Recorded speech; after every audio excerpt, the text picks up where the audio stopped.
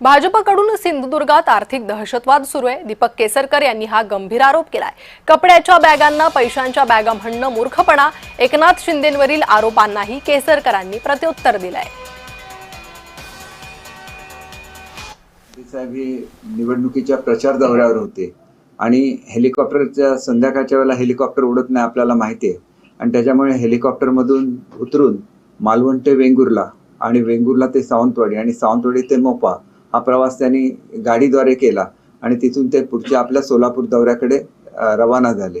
आता तुम्ही ज्यावेळेला दौऱ्यावर असता त्यावेळेला तुमच्या कपड्याच्या बॅगा तुमच्या सोबत असणारच, त्यांना पैशाच्या बॅगा म्हणणं याच्यासारखी चुकीची बाब दुसरी कुठलीच नाही असं मला वाटतं। त्यांनी स्वतः खात्री करून घ्यावी की ते दौऱ्यावर होते आणि दौऱ्यावरचे त्यांच्या स्वतःच्या पीएच्या या बॅग तर स्वतः घ्यायलाच लागतात, नाहीतर मग ते कपडे कसे बदलणार, पुढचा प्रवास कसा करणार। ही साधी गोष्ट आहे आणि त्याच्यातून असं काहीतरी खोटं बोलणं आणि एखाद्याची बदनामी करणं ही अत्यंत चुकीची आणि निषेधार्ह बाब आहे।